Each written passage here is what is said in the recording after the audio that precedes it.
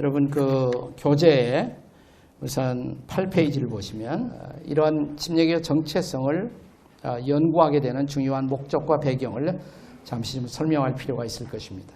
수년 전에 여러분도 기억하시겠지만 알렉스 헤일이라는 사람의 뿌리라는 저서가 전 세계적으로 소개되고 또 영화도 나오고 그러면서 전 세계적인 뿌리 찾기 운동이 벌어졌습니다.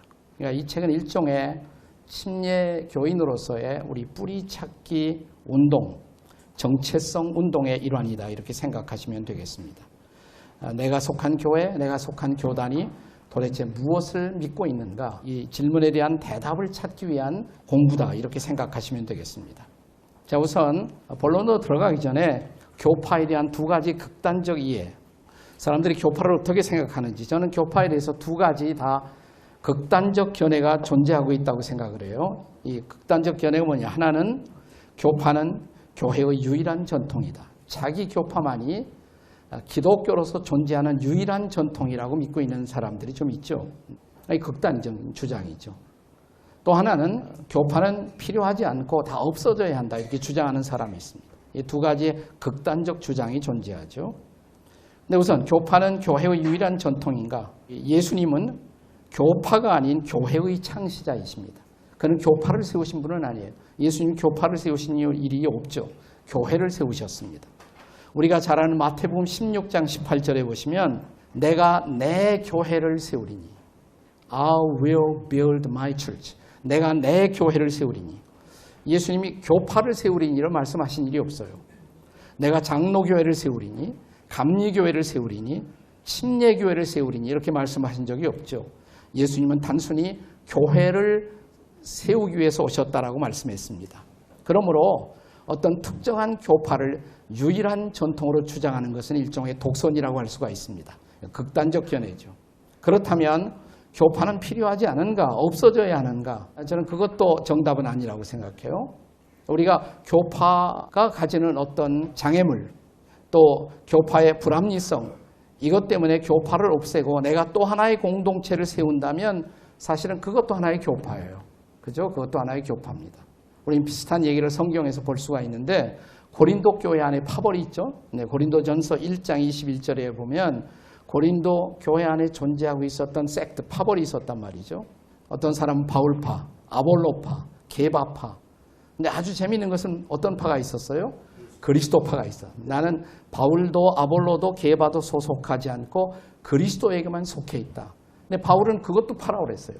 그것도 하나의 파란 말이죠. 그러니까 결국 우리가 교파의 어떤 불합리성 때문에 교파를 부정한다면 그들의 모임도 또 하나의 교파가 될 수밖에 없다. 우리 한국교회 안에도 그래서 이런 교파의 무용론을 주장하면서 일본에서부터 건너온 무교회주의가 존재하고 있죠. 네. 근데 무교회주의도 그분들이 뭐 주일날 오후 같은 데 모여서 성경 공부한단 말이죠. 이게 교파예요. 무교회주의라는 또 하나의 교파에 불과하단 말이죠. 자, 그러면 교파를 어떻게 이해할 것인가? 교파 이해에 따른 이러한 우리가 공부를 하는 중요한 의의. 첫째로 교파는 역사적 교회 발전에 불가피한 양성이다. 왜 불가피한 양상인가? 교회는 교회를 지도하는 지도자들이 있단 말이죠. 그 지도자들의 은사적 강조에 따라서 교파가 생겨났단 말이에요. 아주 근본적인 어떤 다른 교리를 주장하는 이단이 아니라면 그것은 어떤 강조점의 차이라고 봐야 돼요. 조금 이따가 두 번째 제가 말씀하겠습니다만은, 예를 들어서 칼빈이 하나님의 주권을 강조하다가 리폼드라는 장로교회를 만들었고, 웨슬리가 사람의 책임의 중요성을 강조하다가 감리교회가 생겨났고, 아주사 운동의 여파로서 소위 성령의 은사를 강조하다가 오순절 교파들이 생겨났단 말이죠. 그것은 지도자들의 은사에 따른 교회 발전에 불가피한 양성이었다는 것입니다. 그래서 우리는 두 번째로 교파 교리의 성서적 강조점 그대로 이해할 필요가 있어요. 자, 각 교파에서 그러면 무엇을 강조하는가? 그것이 성경에 근거한 것이라면 성경적 강조점이 뭐냐? 우리 교회 안에서, 침례교회 안에서 우리가 강조하는 성경적 강조점은 도대체 무엇인가? 그걸 성경적 강조점 혹은 성경적 주장이라고 할 수가 있어요. 네, 그것을 이해하는 것이 필요하단 말이죠. 세 번째로, 타교파와 또 내교파, 다른 교파와 내교파의 차이를 이해하며 괄호가 이해해요. 혹은 관용이라고 말할 수도 있어요. 이해하고 관용하며 마침내는 교파를 넘어선 하나됨을 추구하는 것. 이것이 궁극적인 목표가 되어야 된단 말이에요. 그러니까 우리 교파만 옳고 다른 것은 다 틀렸다. 우리가 그것을 강조하려는 것은 아니다. 왜냐하면 요한복음 17장을 읽어보시면 우리가 요한복음 17장을 예수님의 대제사장으로서의 기도문이라고 말하죠. 17장의 가장 중요한 예수님의 기도의 초점이 뭐예요? 아버지와 내가 하나인 것처럼 저들도 하나가 되게 하소서. 그것이 변화없는 주님의 기대라면 우리는 교파를 뛰어넘어서 하나됨을 추구할 수가 있어야 돼요. 결코 이 공부가 우리만 옳고 다른 사람은 틀리다라는 것을 강조하기 위해서가 아니라는 것. 저는 우리 침례교인들이 침례교를 강조하면서도 이렇게 좀 가르쳤으면 좋겠어요. 그러면 사람들이 쉽게 와요. 근데 처음부터 다 틀렸고 우리만 옳다 이런 식으로 강조하면 그것은 아무에게도 환영받을 수가 없단 말이죠. 네 번째로, 그러나 자신이 속한 교회와 교단을 사랑하는 것을 배운다. 우리의 강조점이, 우리의 가르침이 성경적이라는 것을 확신하게 될수록 그들은 자기가 속한 교회를 자랑스럽게 생각한단 말이에요. 사랑하게 되고 존중하게 되죠. 자, 연구의 방법. 소위 리폼드 철치에서 개혁교회 혹은 장로교회에서 자기들의 교리를 대표적으로 강조하기 위해서 사용하는 형식이 있습니다. 그것을 튤립이라고 그러죠. 신학교 다닐 때 우리가 다 배웠던 기억이 있어요. 튤립. 네, 영어의 TULIP. 이 5가지의 단어가 리폼드 닥트린의 장로교 개혁 교리의 5가지 강조점이죠. 첫째가 전적인 부패. 인간은 전적으로 부패했다. 두 번째 이유는 unconditional election. 조건이 없는 무조건적인 선택. 하나님이 만세전부터 조건 없이 당신의 백성들을 선택하셨다. L. Limited atonement. 제한적 속죄론. 따라서 선택한 자가 있으면 선택받지 못한 자가 있으니까 예수님의 속죄도 제한적 속죄라는 것이죠. 그 다음에 I는 irresistible grace. 불가항력적인 은혜. 하나님이 우리에게 은혜 주시고자 할 때 그것을 막을 수가 없다. 불가항력적인 은혜. 그래서 어떤 선택한 사람들에게 하나님은 불가항력적 은혜를 주셨다. 이렇게 은혜로 구원받은 사람들은 마지막에 perseverance of saints, 끝까지 구원을 견딘다. 성도의 견인. 그래서 구원이 보존되고 완성된다. 이게 개혁교회의 5가지 가르침이에요. 그런데 우리 침례교인들도 침례교 학자들이 혹은 목회자들이 침례 교리의 특성을 강조하기 위해서 베프티스트라는 단어를 갖고 여러 가지 방법으로 가르쳐 왔어요. 시도해 왔고. 자, 여기서 7가지 우리의 선배들이 침례교 신앙을 강조하면서 강조해온 7가지 신앙적 주장들을 볼 수가 있어요. 첫째 B는 Believers Priesthood. 그러니까 신자의 제사장직. 어떤 침례교 학자나 설교가는 이 B를 Believers Baptism이라고 강조하는 분도 있어요. 그러나 그 Baptism은 나중에 또 나오기 때문에 여기서는 신자의 제사장직. 자, 종교개혁이 그 핵심이 제사장직에 대한 강조였죠. 그러나 그것을 가장 레디컬하게, 가장 본질적으로 붙잡았던 교단이 바로 침례교단이라는 것입니다. Believers Priesthood. 그 다음에 A는 Autonomy of the Local Church. 자치적인 지역교회. 지역교회의 자치성. 우리가 개교회주의라고 보통 말하는데 지역교회는 자율성을 갖고 있다. 총회가 있지만 총회가 절대로 어떤 우리에게 명령과 지시를 하고 우리를 지배하는 그런 공동체는 아니다. 교회마다 자율성을 갖고 있다. 이게 자치성, 오토노미라고 말하죠. 그 다음에 P는 Primacy of Scripture, 성경에 대한 우선순위, 권위. 성경에 대한 절대적 권위를 침례교인들은 언제나 믿어왔죠. 그 다음에 T는 True Believers Only in the Church. 교회 안에는 되도록 참된 신자들만으로 이루어져야 한다. 이걸 교회 내 참된 신자만의 회원권 혹은 중생한 신자만의 회원권. 그래서 전통적으로 침례교회는 교회 안에 들어오려는 사람들에게 구원의 간증을 요구했어요. 그 다음에 그들을 우리의 회원으로 인정했단 말이죠. 지금 한국 교회가 그런 것은 아니지만 역사적으로 침례교회가 늘 한 교인을 억셉트할 때, 회원으로 받아들일 때는 중생의 체험이 있나, 거듭남의 체험이 있나, 구원의 간증이 있나, 이것을 반드시 점검하는 것이 침례교회의 역사적 풍토였단 말이죠. 이것이. 그 다음에 Individual Competency of the Soul, 영혼의 개인적인 자율성. 나중에 이 난이 또 하나 그때 우리가 본격적으로 같이 나누겠습니다만은 쉽게 말하면 각 그리스도 안의 개개인들은 그리고 각 개교회는 다 스스로 신앙의 고백을 할 수가 있고 스스로 또 섬김의 방법을 결정할 수 있는 자율성이 있다, 권한이 있다. 스스로 성경을 볼 수도 있고 해석할 수 있는 권한이 있다. 자율성이에요, 자율성.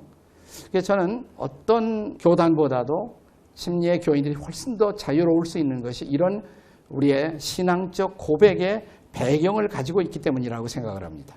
그 다음에 S는 Separation of Church and State.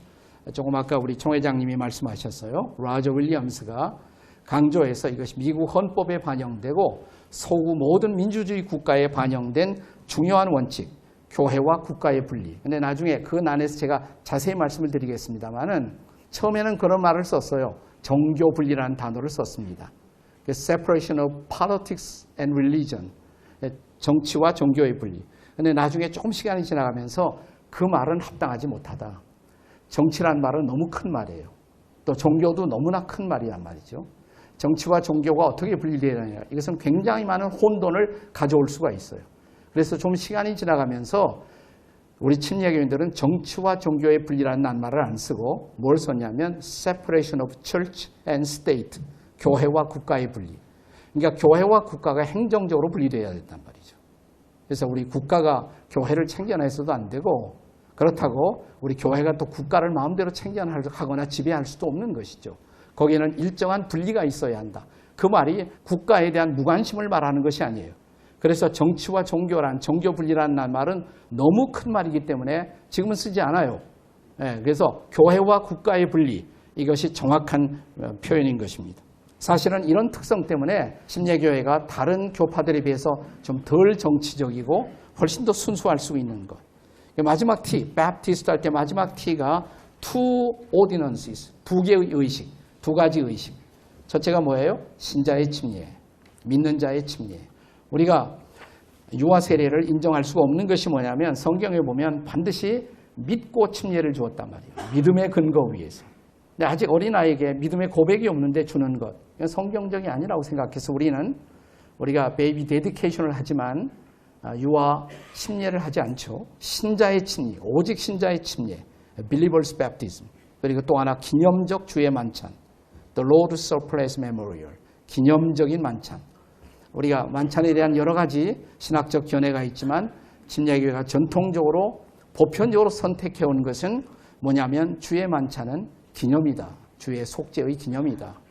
그분의 죽으심을 기념하는 것이란 말이죠. 기념하는 것.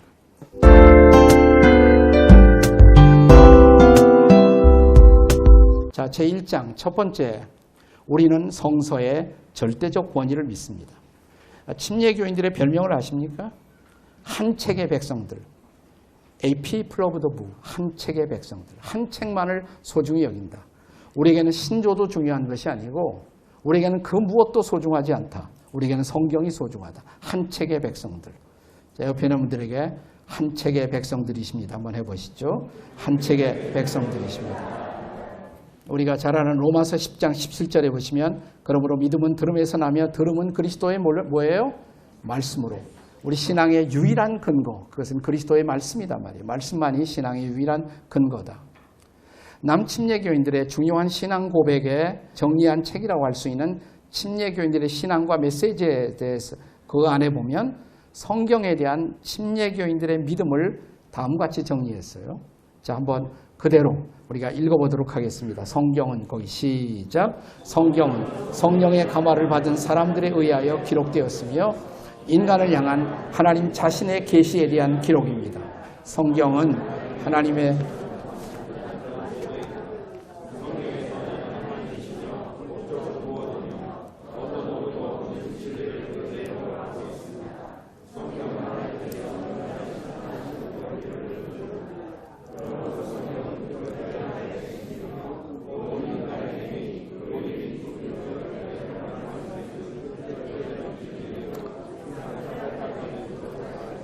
거기서 중요한 단어가 있다면 절대적 기준이라는 것입니다. 우리 신앙의 성경은 절대적 기준이다. 그래서 우리가 고백하기를 우리는 성서의 절대적 권위를 믿습니다. 자, 그렇게 믿는 근거가 뭐냐? 우선 성경의 영감을 생각해 보겠습니다. 영감. 자, 영감의 증거. 성경이 영감되어 있다는 증거가 뭘까요? 우선 성경 자체가 가지고 있는 내증이 있어요. 내적인 증명. 성경 자체가 증언하고 있단 말이죠. 자, 예컨대 디모데후서 3장 16절 모든 성경은 하나님의 뭐예요? 감동으로 된 것으로 교훈과 책망과 바르게 함과 의로 교육하기 유익하다. 성경은 스스로 성경이 하나님의 감동으로 된 것이라고 기록하고 있다는 것. 자, 베드로후서 1장 21절 같이 읽습니다. 시작.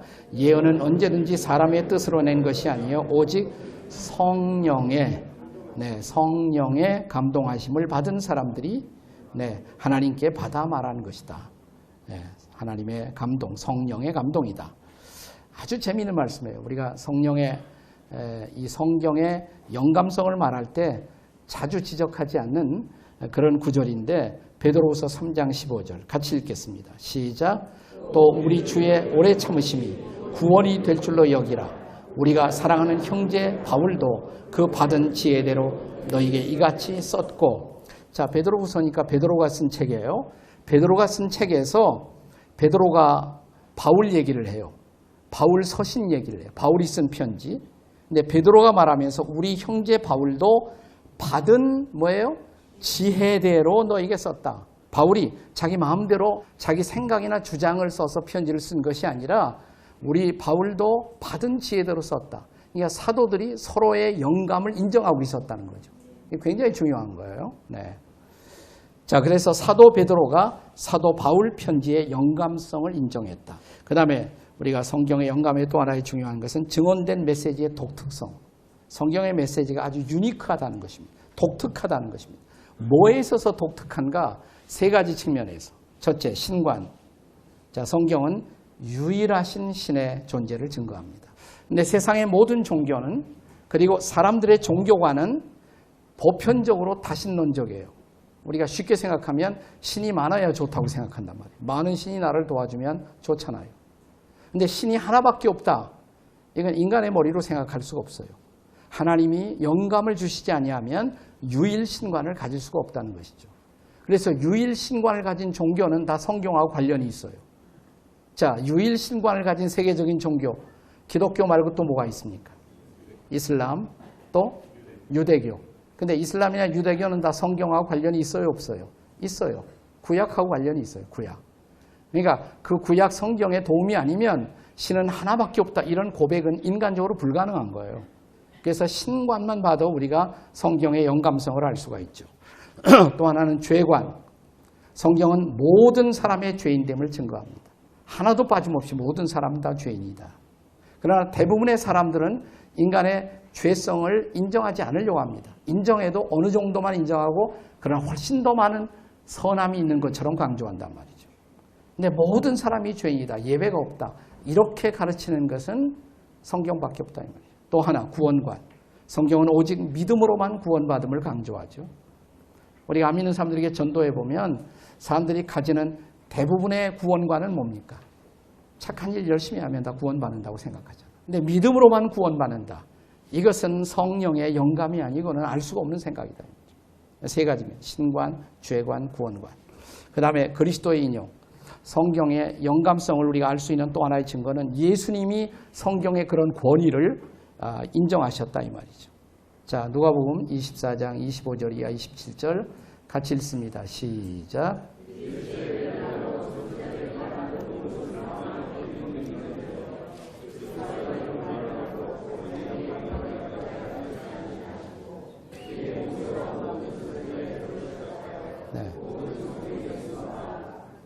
네, 괄호는 자기죠. 자기에 관한 것. 성경은 다 한 분, 자기에 관한 것. 우리 자기는 누구십니까? 예수님이죠. 네, 예수님이에요. 네. 자, 여기 보면 모세와 모든 선지자의 글. 모세와 선지자의 글 그러면 구약이에요, 그것이. 다 구약이잖아요. 근데 이것은 다 모든 성경에 쓴 바, 모든 성경은 자기에 관한 것이다. 예수님에 관한 것이다. 그러니까 예수님 자신이 성경의 영감성을 인정하고 있다는 거죠. 또 사도들의 인용. 자, 거기 두 구절이 인용되는데요. 우선 디모데전서 5장 18절 읽겠습니다. 시작.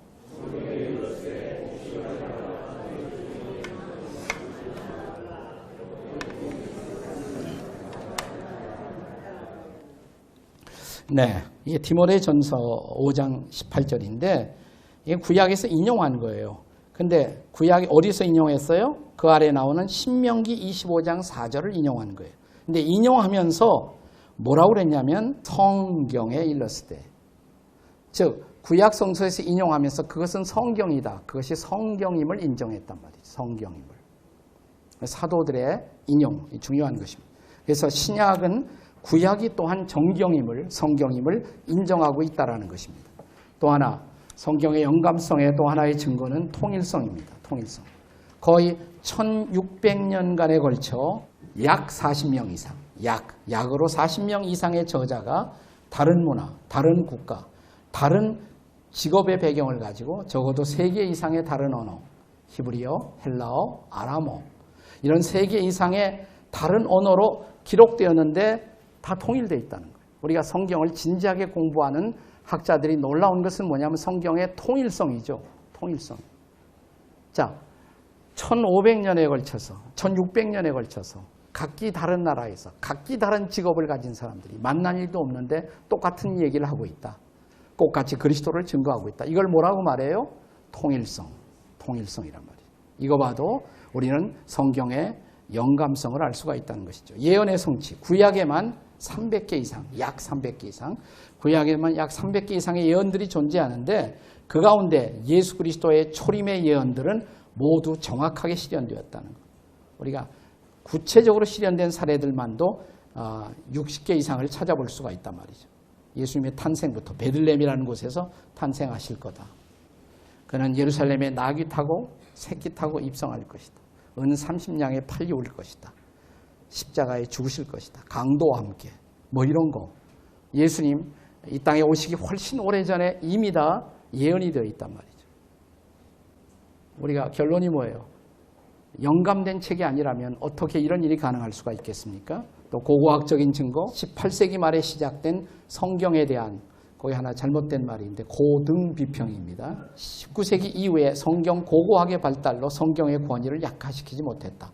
한때 고등비평이라는 소위 문서설 비평이 일어나면서 성경에 대한 권위를 좀 의심하는 사람들이 생겼단 말이죠. 그러나 그것을 반증시킨 것이 뭐냐면 고고학이에요. 고고학자들이 성경을 연구하면서 파보니까 정확하게 성경 그대로 나오기 시작했단 말이죠. 고고학적인 증거들. 우리가 영감의 조감도를 간단히 셋으로 정리할 수가 있어요. 자, 우선 영감되었다. 성경은 영감된 책이다. 거기 신적 근원을 가지고 있어요. 신적 근원. 하나님으로부터 계시된 진리. 첫 번째 중요한 단어는 계시예요. 하나님으로부터 계시된 진리. 근데 하나님이 진리를 계시할 때 인간적 도구를 쓰셨어요. 기자들을 통하여 전달된 진리. 그래서 성경은 계시된 진리면서 전달된 진리예요. 사람들을 통해서. 근데 사람들을 통해서 어디로 전달되어서 어떻게 되냐? 성경이라는 책에 기록된 진리. written truth. 기록된 진리. 그래서 영감에 있어서 우리는 반드시 세 단어를 기억할 필요가 있습니다. 성경은 뭐예요? 계시된 진리이고 전달된 진리이고 기록된 진리입니다. 이것을 우리가 성경의 영감성이라고 말해요. 성경의 권위. 성경의 권위는 곧 성경의 정경성 문제와 직결됩니다. 근데 성경 비슷한 책들도 많은데 그것만이 성경이라고 어떻게 말할 수가 있는가? 이걸 신학에서 정경이라고 말해요. 정경성. 특별히 우리가 가톨릭 사람들의 성경하고 우리가 보면 조금 달라요. 거기 위경과 외경이 들어가 있어요. 근데 우리 개신교는 구약 39, 신약 27권, 66권만이 권위 있는 정경이다, 성경이다 고백한단 말이죠. 뭘 기준으로 그렇게 말을 하고 있는가? 구약 성경의 우선 선별 기준. 에스라에 의해서 대부분 편집되었다. 에스라는 구약의 히브리 학자들 가운데서 가장 존경받는 사람. 학사요 제사장이었죠. 만장일치로 가장 그 권위를 인정하는 에스라가 편집을 했어요. 모았어요. 자기가 만든 것이 아니라 모았단 말이죠. 자, 두 번째로 그리스도께서 구약의 권위를 인정하셨어요. 예수님께서. 특별히 누가복음 11장 50절 말씀을 보시면 예수님은 아벨서부터 시작해서 사가랴 선지자에 이르기까지의 모든 하나님의 영감성을 말하고 계세요. 그리스도께서 구약의 권위를 인정하세요. 세 번째, 사도들이 또한 구약의 권위를 인정했습니다. 사도들이. 바울이, 베드로가, 야고보가 다. 네 번째로 유대인의 전통과 일치한다. 자, 우리가 가진 성경이 캐톨릭 성경하고는 좀 달라요. 우리는 위경이나 외경이 없어요. 그러나 유대인의 정경과는 같아요. 구약의 경우. 물론 순서는 달라요. 이름과 책 이름은 좀 다르지만 내용은 꼭 같습니다. 자, 신약 정경의 선별 기준. 그러면 신약의 27권이 성경이라고 고백하는 근거는 뭐냐? 첫째는 사도들의 그것을 인정했는가? 사도는 처음 예수님의 생애를 목격하고 예수님의 말씀을 들었던 사람들. 그러니까 제일 목격자들이죠. 권위가 있는 사람들. 그들이 인정했는가? 27권을. 사도성이죠. 사도성. 두 번째, 책의 내용이 충분한 영적 특성을 드러내고 있는가? 영성이에요. 그 다음에 세 번째는 초대교회에서 보편적으로 인정되는가? 보편성이라고 그러죠. 초대교회가 그 책들을 권위 있게 받아들였는가? 이 말이죠. 네 번째, 책 자체 안에 영감의 내증을 갖고 있는가? 책 하나하나 안에 우리가 영감되었다고 볼 수 있는 내용들이 기록되어 있는가? 영감성이에요. 주로 이 네 가지를 가지고 그 책이 정말 영감으로 기록된 성경인가를 구별해 왔어요. 자, 다시 한번 복습하면 네 가지가 뭐예요? 사도성, 영성, 보편성, 영감성입니다. 자, 그런데 조금 우리가 교회와 정경의 관계를 잘 이해할 필요가 있습니다. 아까 가톨릭 사람들의 성경과 우리 성경이 좀 다르다는 말씀을 드렸고, 거기에 위경과 외경이 첨부되어 있고, 가톨릭은 성경을 어떻게 생각할까? 한 학자가 가톨릭과 개신교의 성경에 대한 견해의 차이를 절묘하게 잘 정리해 놓았어요. 이렇게 했습니다. 가톨릭에서는 교회가 성경을 결정한 거 아니냐. 그러니까 교회가 더 중요하다 이 말이지. 교회가 정경의 어머니다. 그러니까 교회가 성경을 낳았다 이 말이에요. 교회가 정경의 입법자다. 교회가 정경을 판단하는 주체다 이 말이죠. 결국 교회가 정경의 주인이다. 그 말은 한마디로 말하면 가톨릭에서는 뭐가 더 중요해요? 교회가 더 중요한 거예요. 성경보다 교회가 중요해요. 근데 개신교는 다르죠. 자, 종교개혁 때문에 시작된 금년이 뭐 종교개혁 500주년이라 좀 난리입니다만은 종교개혁의 중요한 고백 중에 하나가 솔라 스크립투라죠. 오직 성경이에요. 오직 성경. 자, 근데 개신교의 견해는 어떻게 다른가? 교회는 정경을 발견한 것이다. 교회는 성경을 발견한 것에 불과해요. 만든 것이 아니에요. 네, 본래 있었어요, 성경이. 그러니까 교회는 정경의 자녀예요. 성경 때문에 교회가 생겨난 거예요. 또 교회는 정경의 집행자. 네, 교회는 성경 말씀을 집행하는 기관에 불과하단 말이죠. 교회는 정경의 증인에 불과하다. 성경을 증언하고 그것을 말하는 증인에 불과하다. 따라서 교회는 뭐냐? 교회와 성경의 관계에 있어서 교회가 주인이 아니다. 교회는 성경의 종이다. 성경 말씀을 수행하는 종에 불과하다.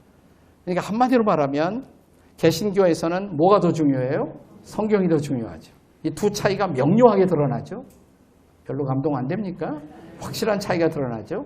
그러니까 가톨릭과 우리 개신교의 명료한 차이. 우리에게 더 중요한 것은 뭐예요? 하나님의 말씀인 성경이 중요하다. 근데 개신교 중에서도 많은 교단이 있지만 그 중에서도 이 말씀의 권위를 가장 중요하게 생각하고 고백하는 교단이 어디입니까? 잘 아시네요. 네. 자, 성경을 대하는 바른 자세. 그러면 성경을 우리가 어떤 자세를 갖고 대해야 할까? 성경의 권위는 신앙에 있어서 다른 어떤 권위보다 앞서와야 합니다. 자, 이성주의가 있어요. 이성주의는 뭐냐면 제일 중요한 게 이성이에요. 이성으로 모든 것을 판단해요. 이성으로 판단하게 되면 성경을 받아들이기 힘들죠. 이성으로 수용할 수 없는 너무나 많은 것들이 있어요. 기적. 이성적으로 상식적으로 받아들일 수 없는 거 다 빼면 성경에서 뭐가 남을까요? 두 가지가 남는데 이쪽 뚜껑하고 저쪽 뚜껑만 남아요. 왜냐하면 첫 구절부터 태초에 하나님이 천지를 창조하시니라. 놀라운 기적이에요. 이성적으로 어떻게 받아들여요? 기독교는 이성을 부정하지 않지만 기독교는 이성주의가 아니에요. 이성에 의해서 모든 것을 판단하는 종교가 아니다 이 말이죠. 신비주의. 자, 신비주의는 체험이 모든 것을 판단해요. 내가 뭘 체험했으면 그게 제일 중요해요. 내가 중요해요. 그러나 그 체험은 주관성이 있어요. 주관적인 체험이에요. 잘못될 수도 있잖아요. 내가 어젯밤에 꾼 꿈이 저는 하나님의 계시일 수도 있다고 생각해요. 그러나 어젯밤에 제가 꾸었던 꿈이 순전히 저는 개꿈일 수도 있다고 생각해요. 주관적이니까 그것은. 그러니까 체험에 의해서 모든 것을 판단한다면 우리 신앙은 매우 그 근거가 취약할 수밖에 없어요. 기독교에는 많은 신비적 요소들이 있어요. 그러나 신비주의는 아니다 이 말이에요. 신비적 요소들이 있지만 신비주의는 아니에요. 자, 가톨릭에서는 교회가 모든 것을 판단해요. 조금 아까 말한 대로. 교회가 모든 것을 판단하고 교황이 모든 것을 판단하고 교회가. 신조주의라는 것이 신조주의. 이것은 역사적 신조. 우리가 예수 믿는다고 생각하는 그리스도인들이 역사를 통해서 많은 고백을 했어요. 그것을 신조라는 이름으로 고백했어요. 침례교인들이 신조를 무시하는 건 아니에요.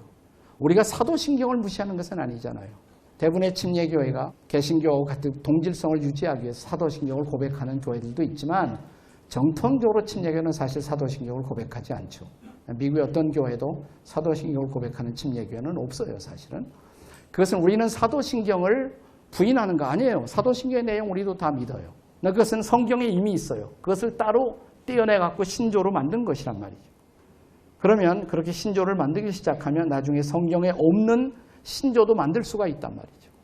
이미 어떤 교회가 동성애를 받아들이기 위해서 자기들의 신조를 만들었단 말이죠.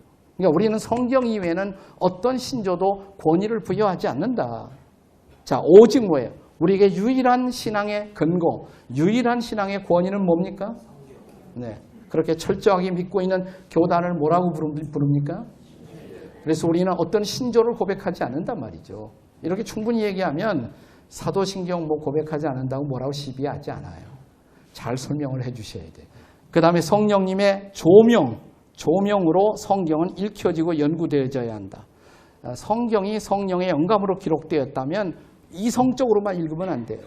성령의 조명 혹은 비추심. 자, 거기에 성령의 조명에 관련된 여러 성구들이 기록되어 있습니다. 자, 고린도후서 3장 14절 같이 읽습니다. 시작.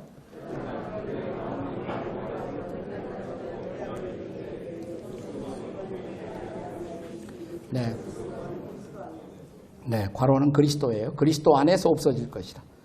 뭐 수건이 구약을 읽을 때 뭐 수건이 가리고 있어. 이건 예수님을 만나야 그 수건이 없어진다 이 말이죠. 유태인들이 신약을 인정하지 않는 이유 왜 그래요? 수건이 가리고 있어 지금 수건이. 예수님 만나면 수건이 없어져. 자, 고린도후서 4장 3절 4절 같이 읽습니다. 시작. 만일 우리의 복음이 가리웠으면 망하는 자들에게 가리워진 것이라. 그 중에 이 세상 신이 믿지 않는 사람들의 마음을 혼미케 하여 그리스도의 영광의 복음의 광채가 비치지 못하게 함이라. 이 세상 신. 그러니까 마귀는, 악마는 계속 이 진리의 빛이 우리를 비추지 못하도록 막고 있단 말이죠. 자, 요한복음 14장 26절 같이 읽습니다. 시작. 보혜사 곧 아버지께서 내 이름으로 보내실 성령 그가 너희에게 모든 것을 가르치고 내가 너희에게 말한 모든 것을 생각나게 하리라. 그 다음에 시편 119편 18절 다 같이 시작. 내 눈을 열어 주의 율법에서 놀라운 것을 보게 하소서. 보게 하소서. 놀라운 것을 보게 하소서 우리로. 자, 그 다음 시편 119편 130절 주의 말씀을 열면 빛이 비추어 사람들을 깨닫게 하나이다. 이게 조명이에요. 빛이 다 와서 아 그렇구나. 이게 바로 성령의 조명의 사역, 역사라고 말한단 말이죠. 자, 성경은 우리의 삶에 그 다음에 모든 영역에 적용돼야 한다. 적용되지 않는다. 자, 우리가 잘 아는 디모데후서 3장 16, 17절 말씀 같이 읽습니다. 시작.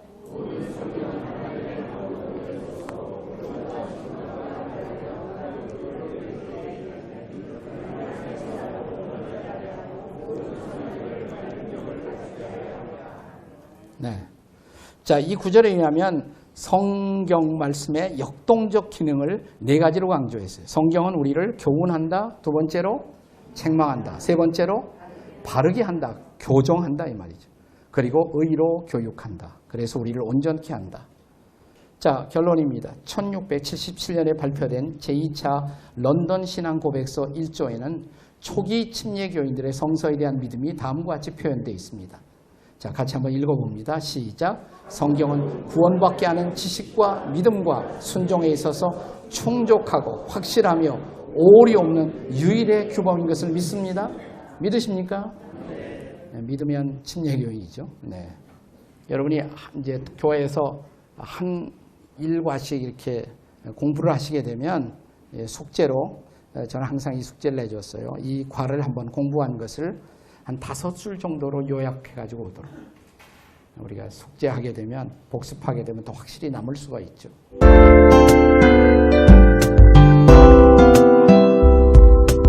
자, 이제 두 번째 과가 되겠습니다. 두 번째 과. 한번 다 같이 두 번째 중요한 그리스도인들의, 특별히 침례교인들의 고백, 시작. 우리는 중생의 필요와 예수 그리스도의 주님 되심을 믿습니다. 다음 페이지에 보면 이런 말이 있는데, 장로교가 제일 많이 강조하는 것이 하나님의 주권이라면, 또 감리교가 많이 강조하는 것이 인간의 책임이라면, 저는 침례교가 많이 강조하는 것이 거듭남이라고 생각해요. 중생. 물론 침례교 말고 또 하나 강조하는 교단이 있어요. 성결교회 같은 데도. 성결교회는 사중복음, 그래서 중생, 성결, 신유, 재립. 첫 번째가 중생이에요. 그러면서는 우리가 중생을 강조한다는 면에서는 우리와 같죠. 중생이란 무엇인가? 중생. 중생은 거듭난다. born again. 침례교인의 신앙과 메시지는 이 교리를 다음과 같이 정의합니다. 이것은 우리의 신앙의 선배들이 역사적으로 침례교에서 고백해왔던 중생에 대한 우리의 고백이에요.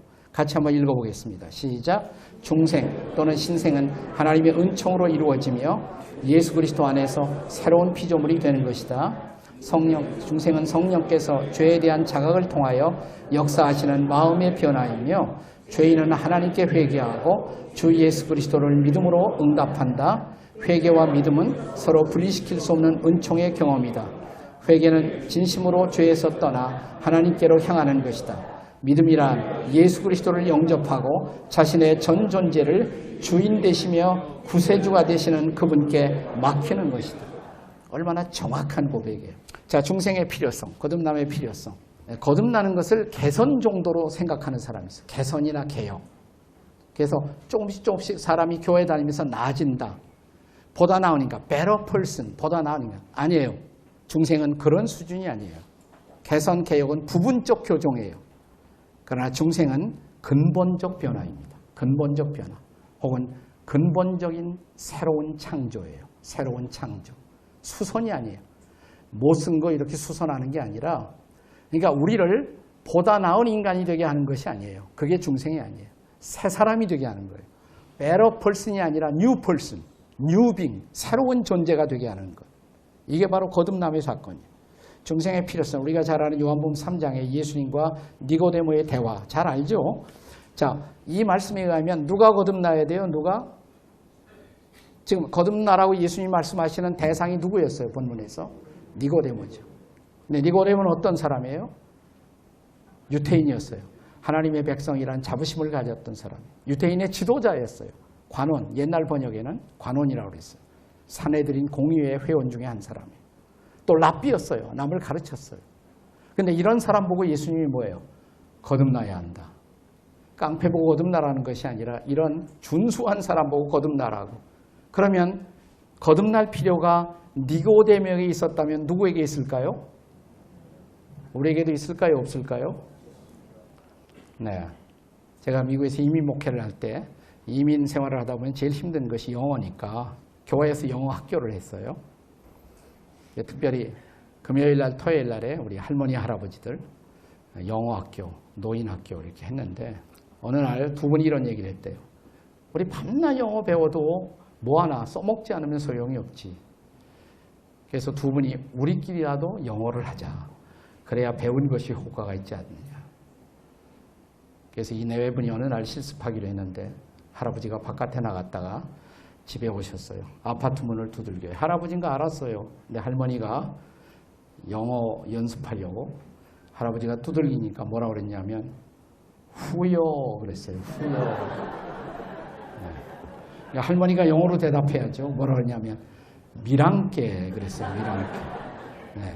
호남에서 오신 우리 부부였던 것 같아요. 누가 거듭나야 돼요? 누가 거듭나야 돼요? 정답은 미랑께. 다 같이 가슴을 치면서 미랑께. 네, 여러분 좋을까 봐 지금 내가 지금. 그러니까 누가 거듭나야 하는가? 모든 사람이 다 거듭나야 돼. 정답은. 니고데모가 거듭날 필요가 있었다면 모든 사람이 왜 거듭나야 하는가? 적어도 요한복음 3장에 의하면 거듭난다는 것을 예수님은 뭐하고 연관시켜요? 요한복음 3장 3절 같이 읽겠습니다. 시작. 예수께서 대답하여 이르시되 진실로 진실로 내게 이르노니 사람이 거듭나지 아니하면 하나님 나라 볼 수 없느니라. 5절 같이 읽어요. 시작. 예수께서 대답하시되 진실로 진실로 내게 이르노니 사람이 물과 성령으로 나지 아니하면 하나님 나라 들어갈 수 없느니라. 왜 거듭나야 돼요? 뭐 여러 가지 이유가 있지만 가장 중요한 것, 하나님의 나라에 들어가려면, 하나님 나라를 보려면, 경험하려면. 거듭나지 않으면 하나님 나라와 상관이 없다 이 말이에요. 상관이 없어. 아무리 교회 나와도. 자, 어떻게 거듭날 수 있는가? 자, 거듭나는 중요한 방편으로 오늘 강조한 것이 뭐냐면 5절에도 물과 성령으로 나지 아니하면, 6절에도 육으로 난 것은 육이요 영으로 난 것은 영이요. 성령의 사역이다. 근데 요한복음 3장 우리가 쭉 읽어 내려가면 마지막 14절 15절에서 성령의 역사를 통해서 예수님을 구주와 주님으로 고백할 때, 그때 비로소 우리가 거듭날 수가 있다는 거죠. 자, 중생의 결과, 거듭난 결과는 뭐냐?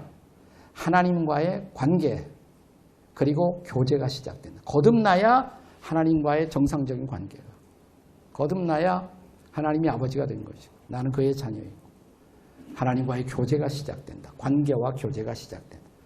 그때 하나님의 영으로 인도함을 받아요. 우리가 비로소 인도함을 받아요. 두 번째, 중생의 결과는 지식, 감성, 의지, 지정의.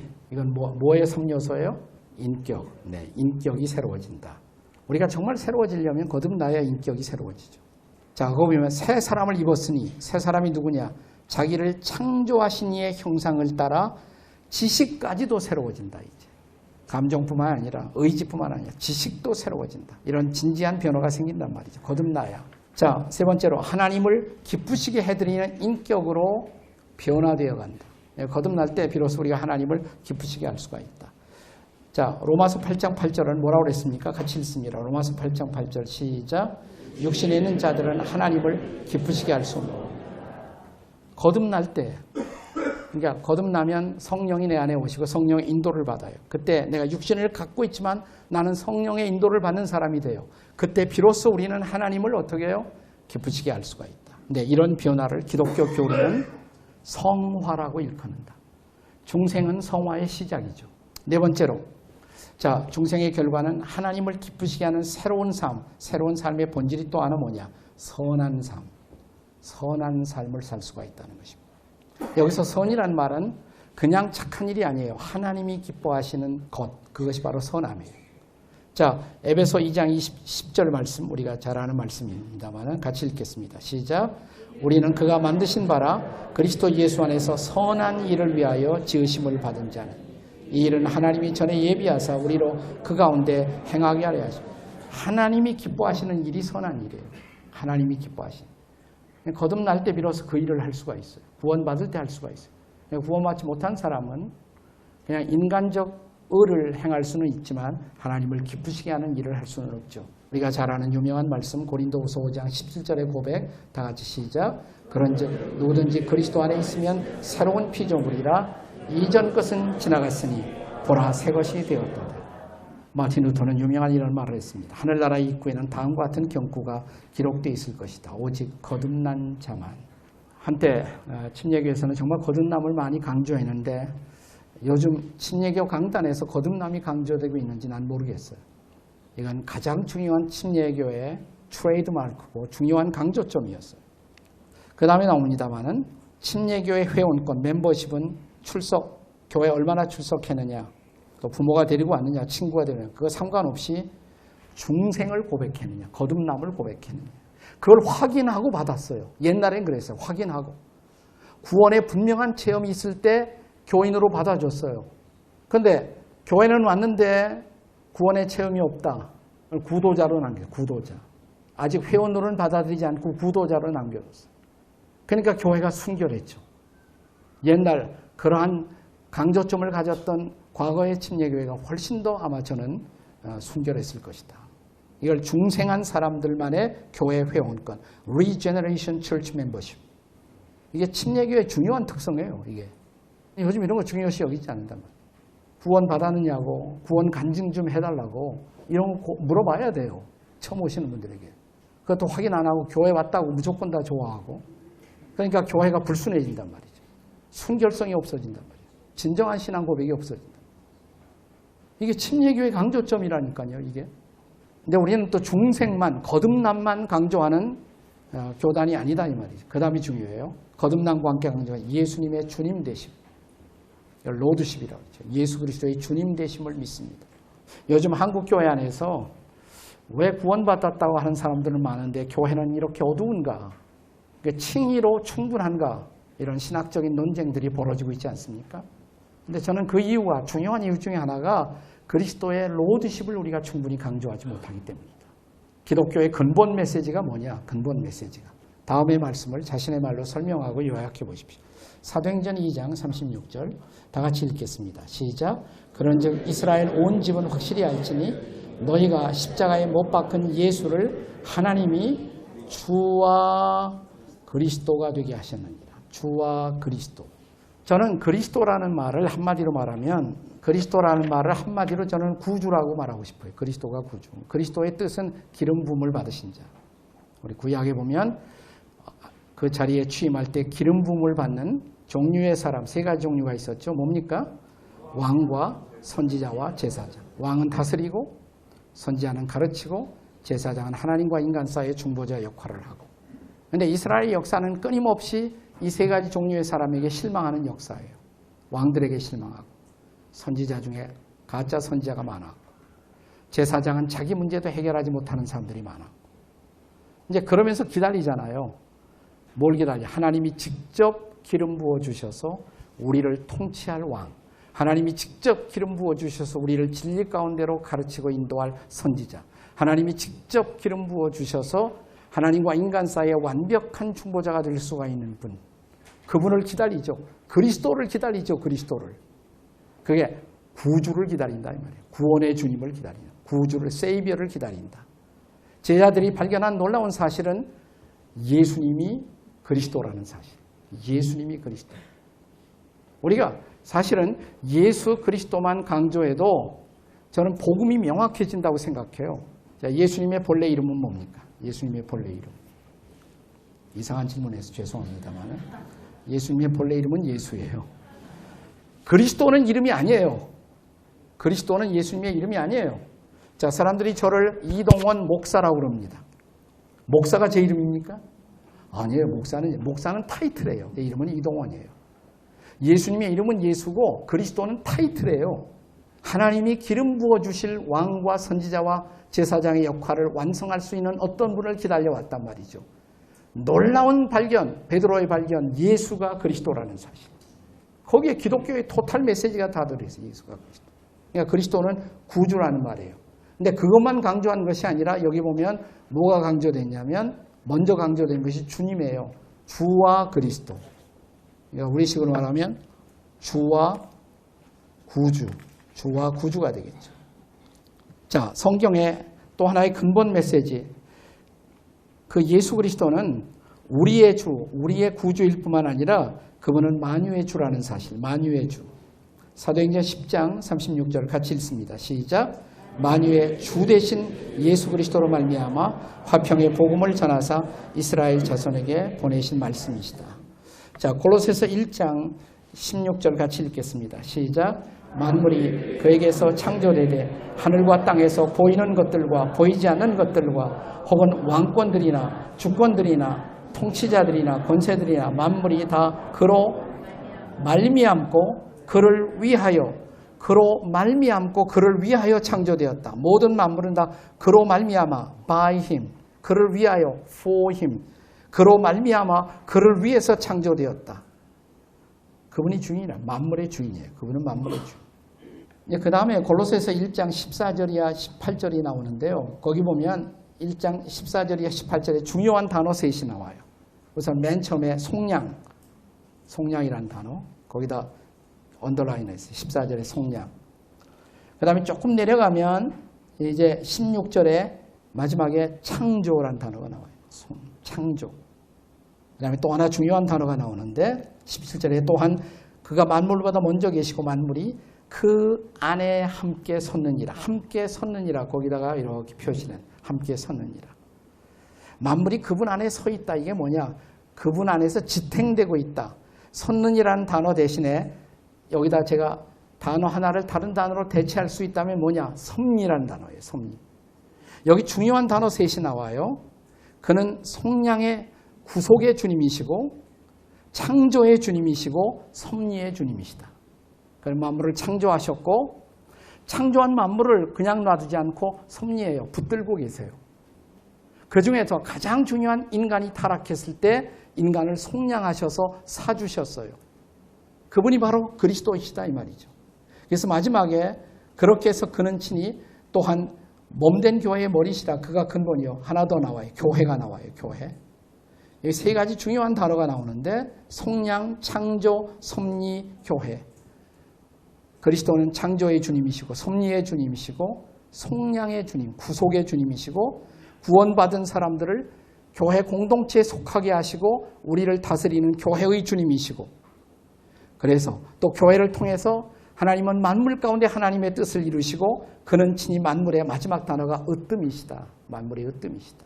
자, 우리가 잘 아는 빌립보서 2장 6절 이하 11절에도 맨 끝에 보시면 마지막에 일어날 가장 장엄하고 놀라운 영광 모든 무릎이 그분 앞에 무릎을 꿇고 그분을 주라고 고백할 것이고 모든 입술이 예수 그리스도를 주라고 시인하게 될 것이다. 그분은 그런 주님이란 말이죠. 그러니까 우리가 예수님이 우리를 구원하신 분이라는 걸 강조해야 돼요. 그러나 거기에 멈추면 안 되는 말이에요. 구원만 하시고 내비두는 것이 아니라 우리를 다스리기를 원하는 통치하기를 원하는 주님이라는 사실. 그래서 그리스도의 구주 되심과 주님 되심은 분리될 수가 없는 거예요. 미국의 신학교에서 소위 로드십 컨트로버시라고 해서 그리스도의 주권에 대한 논쟁이 한동안 진행되었습니다만은 지금 와서는 거의 결론이 뭐냐면 구주와 주님은 분리될 수가 없는 거예요.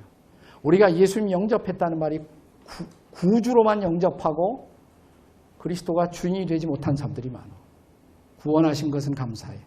근데 오늘 내 생활은 예수님이 간섭 안 했으면 좋겠어. 오늘은 내 마음대로 살았으면 좋겠단 말이에요. 아니에요. 그리스도를 영접하는 순간 그분은 나의 구주일 뿐만 아니라 롤드, 주인이시란 말이에요. 주인. 예수 그리스도는 삶의 주가 되셔야 한다는 거예요. 자, 이걸 예수님이 어떻게 도전하셨습니까? 누가복음 9장 23절 같이 읽겠습니다. 시작.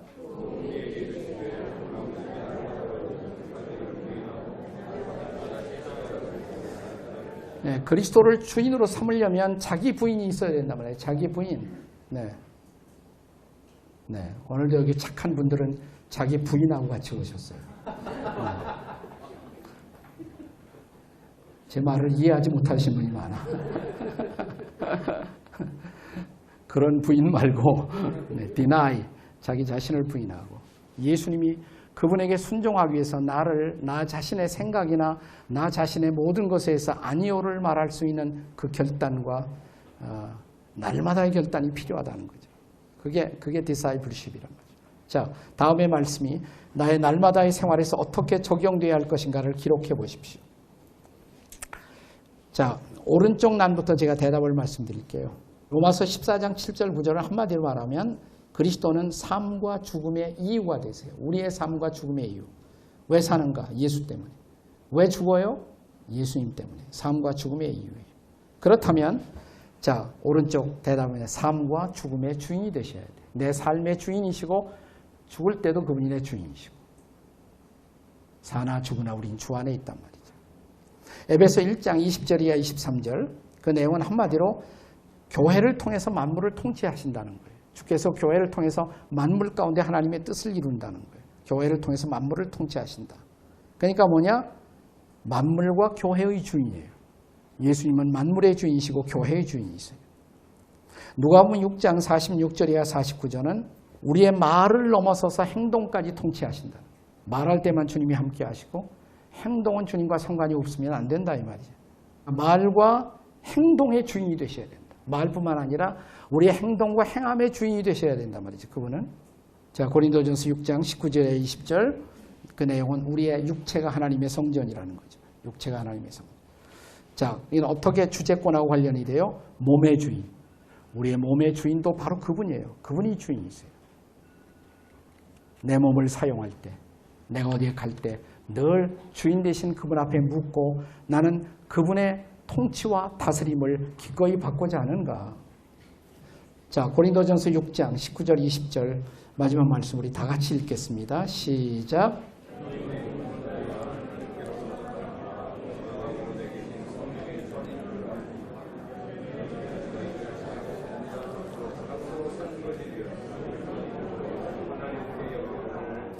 네, 그게 로드십의 본질이죠. 그래서 몸으로 하나님께 영광을 돌릴 수 있어야 한다. 거기 참고 도서 중에 하나 로버트 몽거가 쓴 내 마음 그리스도의 집 유명한 책이죠. 네, 만화도 많이 있고 우리 마음에 뭐 방들이 많은데 예수님 모실 때 방 한 군데 손님으로만 모셔두는 사람들이 있단 말이죠. 아니죠. 예수님은 주인으로 모셨기 때문에 그분이 내 집에 오실 때 나는 그분에게 열쇠 뭉치를 다 드려야 한단 말이죠. 그래서 내 모든 방을 다 드리도록 내 생각, 내 삶, 내 직장, 내 모든 사고의 영역까지 그분이 주인 되시도록. 이게 바로 로드십이란 말이에요. 로드십. 그리스도인들의, 특별히 침례교인들의 중요한 고백. 우리는 거듭남과 함께 예수 그리스도의 주권, 그리스도의 주되심을 우리가 고백해왔다는 사실이에요. 우리가 이것을 정말 강조한다면 그리스도는 우리를 위해 죽으실 뿐만 아니라 다시 사신, 부활하신 이유, 우리를 다스리기 위해서, 우리를 통치하기 위해서, 구체적으로 오늘 우리의 삶의 주인이 되시기 위해서. 이게 충분히 강조된다면 오늘 한국 그리스도인들이 이렇게 살까요? 한국 교회가 그렇게 될까요? 저는 우리 침례교회가 역사적으로 가장 중요한 것을 잘 붙잡고 있었다고 생각해요.